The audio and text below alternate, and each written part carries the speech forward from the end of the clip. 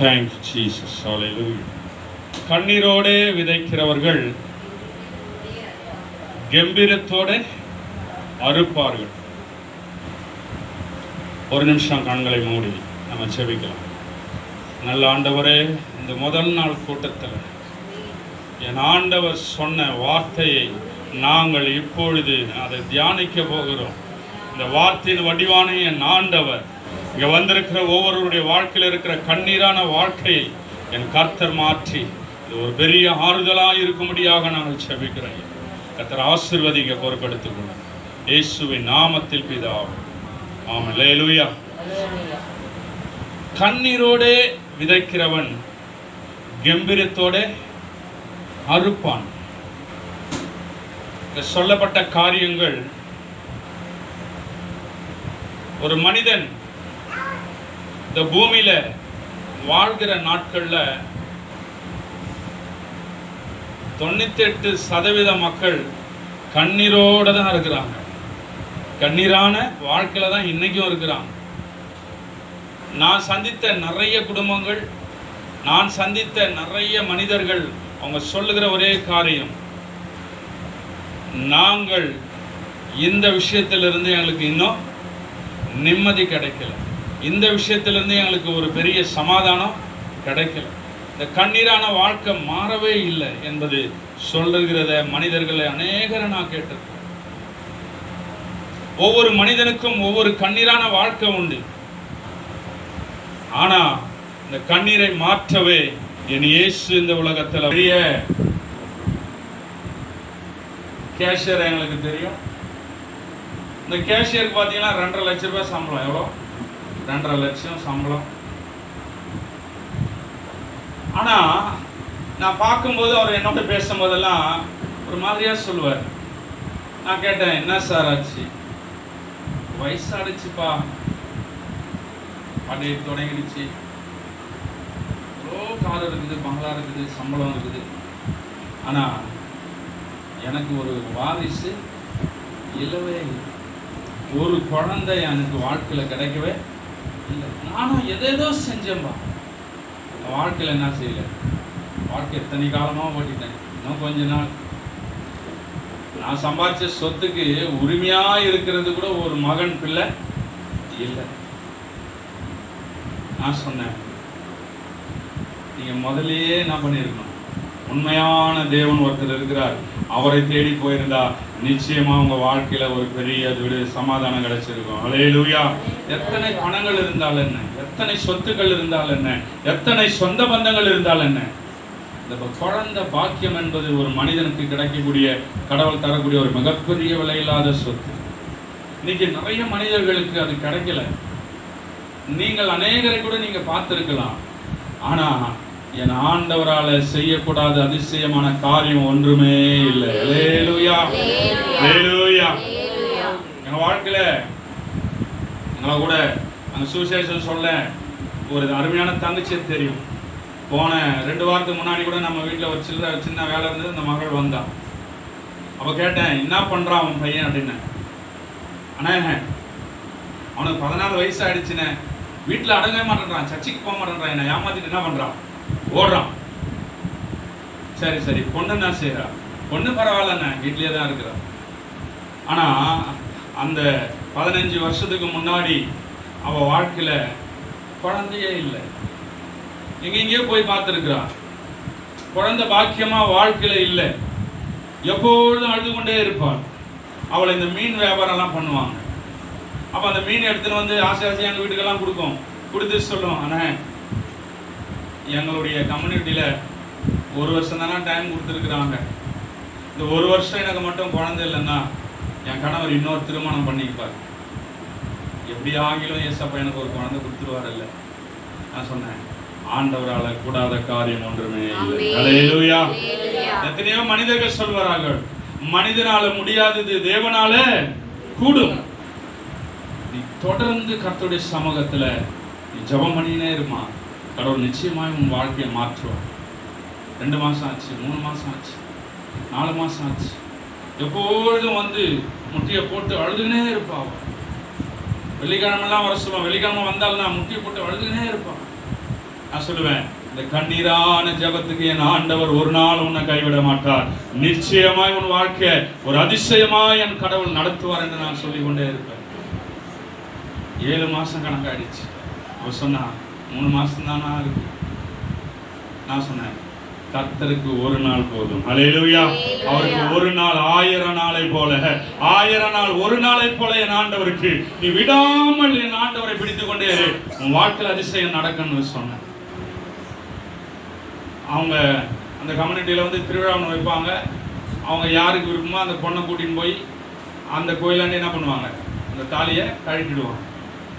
அவங்களுடைய இதில் அந்த மாதிரி அவங்க சொன்னாங்க, அந்த திருவிழா கூட வந்துருச்சுன்னு. நான் சொன்னேன், கலங்காது, கர்த்தரும் கண்ணீரான ஜெபத்தை கேட்டுக்கினே இருக்கிறார். கண்ணீரான ஜெபத்தை துருத்தில வச்சிருக்கிறார். தாவீது சொல்றதை கூட இந்த நாளில் நீங்க படிங்க பார்க்கலாம். ஹல்லேலூயா. சங்கீதம் 56ஆம் சங்கீதத்தில் 8ஆம் வசனத்தை நீங்க வாசித்தீங்கன்னா தாவீது சொல்லுகிறதை நீங்க படிங்க பார்க்கலாம். ஹல்லேலூயா. என் கண்ணீரை நீ கணக்கில் வைத்திருக்கிறீர் என்று தாவீது சொல்லுகிறார். தேவரீர் எண்ணியிருக்கிறார். என் கண்ணீரை உம்முடைய துருத்தியில் வையும். உம்முடைய கண்ணீரை துருத்தியில வையும். அவைகள் உம்முடைய கணக்கில் அல்லவோ இருக்கிறது. அவைகள் உம்முடைய கணக்கில் இருக்கிறது. ஹல்லேலூயா. இன்னைக்கு கூட நீங்க வந்து 1 மாசம் ஆகுது, 2 மாசம் ஆகுது, என் கண்ணீர் மாறலன்னு சொல்றியா? கவலைப்படாத. என் ஆண்டவர் நம்முடைய கண்ணீர்களை கணக்கில் வச்சிருக்கிறார். ஹல்லேலூயா. நம்ம கண்ணீர் சிந்தின கண்ணீரெல்லாம் அது கணக்கில் இருக்கும். அது ஒரு நாளும் வீணாகாது. அந்த தங்கச்சிக்கு சொல்லி கொண்டே இருந்தேன், அதிசயமா நாத்தியாச்சு தெரியுமா, 1 மாசம் தான் இருந்துச்சு. அவங்க மாமியார் கூட சொல்லிட்டாங்க, இந்த 1 மாசம் தான், நீ பிள்ளை இல்லைன்னா நிச்சயமா உன்னை என்ன பண்ணுவோம், விவகாரத்து பண்ணிட்டு இன்னொரு பொண்ணை கட்டிட்டு. ஆச்சரியம். அவ படுத்துக்கொண்டு கேட்டுக்கொண்டே இருந்தா. உடம்பு பலவீனமா ஆயிடுச்சு. மாமியார் சொன்னாங்க, ஏதோ மாசாங்க போட்டு படுத்துட்டியா, நீ எதை போட்டு படுத்தாலும் என்ன செய்ய மாட்டேன், உன்னை என் பிள்ளைக்கு வச்சிருக்க மாட்டேன்னு சொன்னாங்க. 3 வாரமா படுத்துட்டே இருந்தா. ஹாஸ்பிட்டலுக்கு கொண்டு போய் பார்த்தாங்க. அந்த டாக்டர் சொன்னாங்க, இவளுக்கு என்ன இருக்கு, கர்ப்பம் தரித்திருக்கிறாள். ஹல்லேலூயா. ஹல்லேலூயா. இந்த கண்ணீரான வாழ்க்கையை கர்த்தர் மாற்றி அவளுக்கு நல்ல ஒரு ஆண் பிள்ளையை கொடுத்தார். ஹல்லேலூயா. அவன் பேரு இயேசுவா. அவன் பேர் என்ன பேரு? இயேசுவா. ஹல்லேலூயா. நான் சொல்றேன், இந்த கண்ணீரான வாழ்க்கையை கர்த்தர் மாற்றுவார். ஹல்லேலூயா. வேதாகமத்துல கூட ஒரு வசனத்தை நீங்க வாசிங்க. 1 சாமுவேல் எழுதின புஸ்தகம் 1ஆம் அதிகாரம் 10ஆம் வசனத்தை நீ வாசித்தினா, அன்னாள் என்பவள் எப்போதும் தேவனுடைய சமூகத்துல நின்று அழுது கொண்டே இருந்தா. ஒவ்வொரு நாளும் ஆலயத்துக்கு போகும்பொழுது, திரும்பி வருகிற பொழுதெல்லாம் அவருடைய கண்ணீர் அந்த சபையில, அந்த ஆலயத்துல சிந்தினது. வாசிங்க பார்க்கலாம். 1 சாமுவேல் 1ஆம் அதிகாரம் 10ஆம் வசனம்.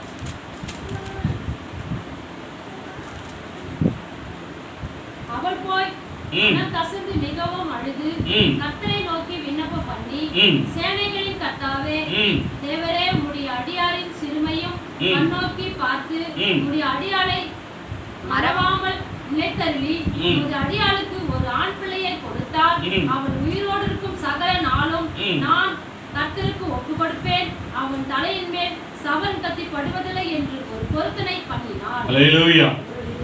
எப்பொழுதும் போய் ஆலயத்தில் அழுது கொண்டே இருப்பான். அவங்க கணவன் அவன் அதிகமா நேசிச்சான். கேட்பதெல்லாம் ரெட்டிப்பாய் வாங்கி தருவான். ஒரு புடவை கேட்டா திரும்ப புடவை வாங்கி தருவாரு, 2 புடவை வாங்கி தருவார். ஒரு இடத்துக்கு கூட்டிட்டு போனா 2 இடத்துக்கு கூட்டிட்டு போவார். அவள் விரும்புகிறதெல்லாம் ரெட்டிப்பாய் அவருக்கு செஞ்சா. ஆனாலும் அவளுக்கு இருந்த ஒரு மிகப்பெரிய பாரணம் தெரியுமா, ஒரு பிள்ளை இல்லை. எப்போதும் அழுது கொண்டே இருந்தான். கடைசியா ஒரு நாள் போய் அழுதா. ஆண்டவர் இறங்கினார். ஹல்லேலூயா. இந்த கண்ணீரான ஜபத்துக்கு மட்டும் பயங்கரமான வேலை இருக்கிற நீங்கள்லாம். நீ அழுது அழுது தலையானலாம் நினைக்கிறல்ல, என் வாழ்க்கை நிம்மதியே வராதா, என் வாழ்க்கை சமாதானமா ஒரு நாள் கூட இருக்காதா என்று எத்தனையோ முறை நீ அழுகுறல்ல. யாரு என்ன கண்ணகை என்னை பார்க்குறாங்க, இந்த 4 சுவரை மட்டும்தான் என்ன பார்க்குது என்று சொல்லி தலையணை முழுவதும் நினைக்கிறாள். அந்த நினைக்கப்பட்ட கண்ணீரெல்லாம் என் ஆண்டவர் கணக்கில் வச்சிருக்கிறார். அதை விட இரட்டிப்பான சமாதானம், இரட்டிப்பான சந்தோஷம் என் ஆண்டவர் உங்க வாழ்க்கையில செய்ய அவர் வல்லமை நிறைந்தவர்.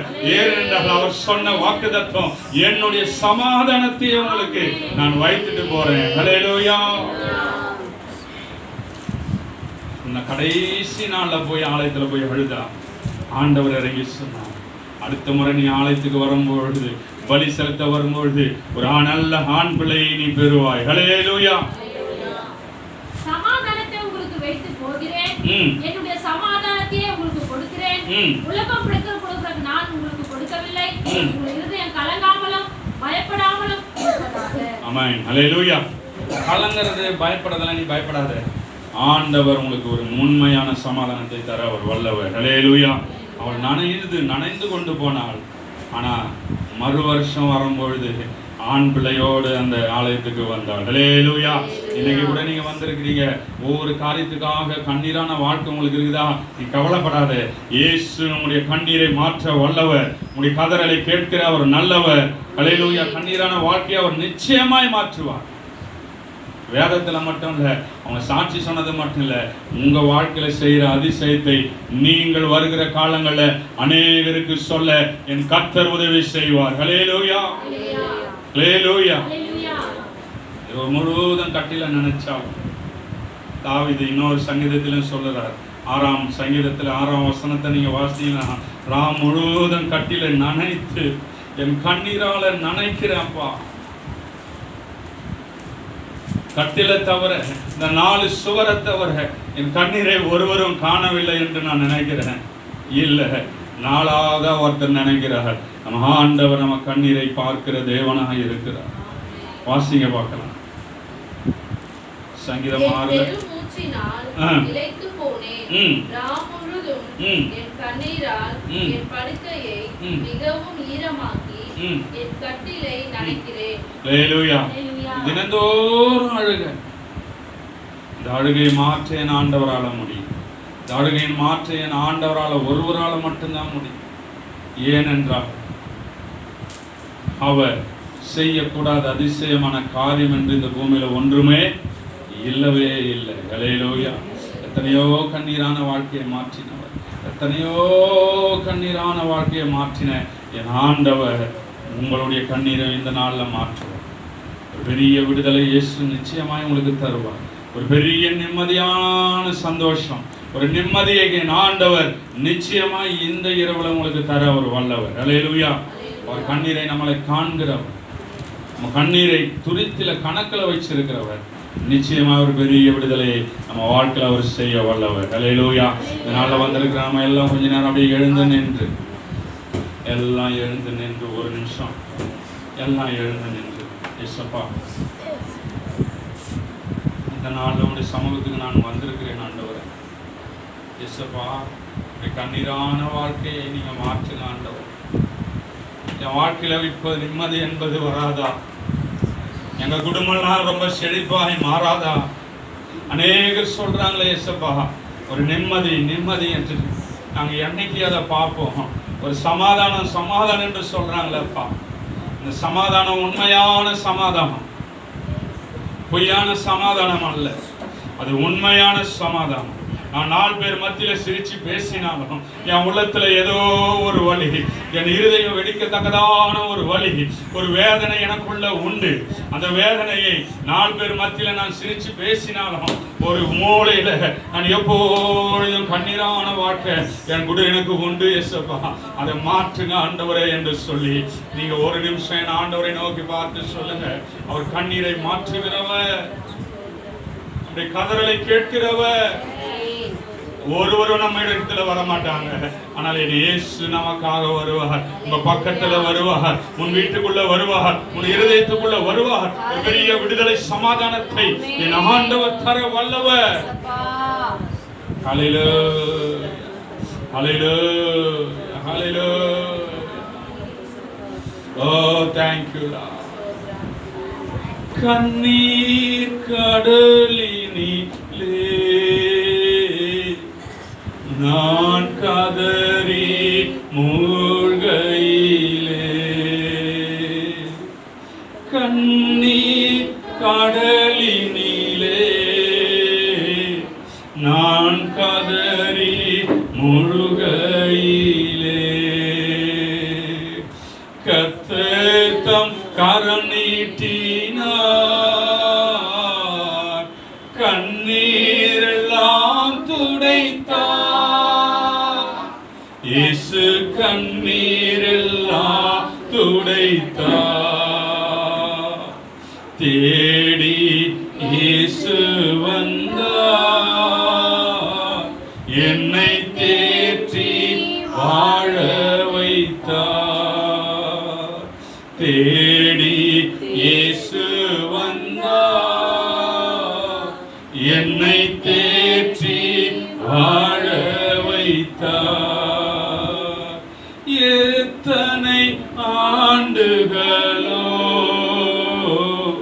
நான் இஷ்டம் போல் வாழ்ந்து வந்தேன். எத்தனை ஆண்டுகளோ நான் இஷ்டம் போல் வாழ்ந்து வந்தேன். மகராஜன் இயேசு வந்தார். மகனாக மாற்றிவிட்டார். என்னை மகளாக மாற்றிவிட்டார். தேடி இயேசு வந்தார். என்னை தேற்றி வாழ வைத்தார்.